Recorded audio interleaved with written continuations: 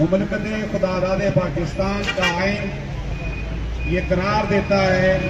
کہ یہاں کا سپریم لا جو ہے وہ صرف اور صرف قرآن مجید ہوگا، لیکن قرآن مجید، قرآن و سنت کو نافذ نہ کرنے کا تہیہ اس حکمران اشرافیہ نے کر رکھا ہے، تاکہ لوگوں کو دال روٹی کے چکر میں ڈال دیا جائے، انصاف فراہم نہ کیا جائے، روزگار فراہم نہ کیا جائے، اور یہ حکمران اشرافیہ اپنے انداز میں لوگوں کو یرغمال بنائے رکھے۔ یوں اس وقت بات اس امر کی نمازی کرتی ہے کہ حکمران اشرافیہ جو ہے وہ اس ملک کے لوگوں کو امن، آشتی اور انصاف فراہم نہیں کرنا چاہتی، اور یہ نام نہاد لبرل فاشسٹ اور امریکہ یورپ کے پیسوں پر پلنے والی یہ این جی اوز ہر چوتھے روز کبھی 295C کے خلاف بات کرتی ہیں، کبھی قادیانیوں کے معاملات کے لیے انٹرفیئر کرنے کی بات کرتی ہیں۔ تو قرآن کا جو فیصلہ ہے وہی آئین پاکستان ہونا چاہیے، اور آئین پاکستان واضح طور پر یہ کہتا ہے کہ نبی پاک صلی اللہ علیہ وآلہ وسلم کی حرمت کے خلاف اگر کوئی بات کرتا ہے تو وہ کسی طور پر بھی قابل قبول نہیں۔ ہمارا یہاں پر کھڑے ہونا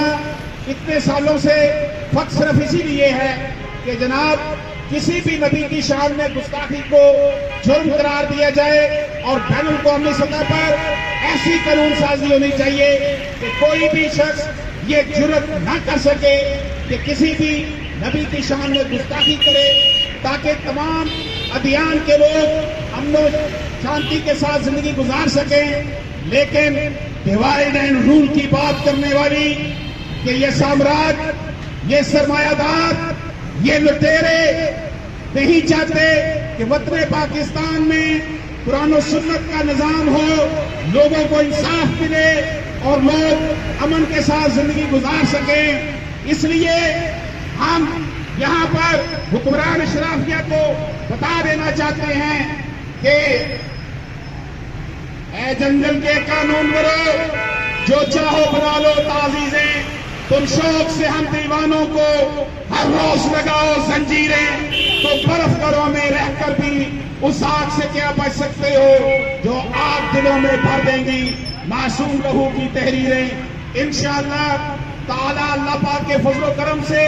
قرآن و سنت اس ملک کا مقدر ہے۔ جمہوریت نام نہاد جمہوریت ناکام ہو چکی ہے، نام نہاد کمیونزم ناکام ہو چکا ہے۔ اس ملک کا مداوا، اس ملک کے عوام کا مداوا، لوگوں کا مداوا صرف اور صرف قرآن و سنت کے نظام پر ہے۔ اللہ پاک ہم سب کا حامی ناصر ہو۔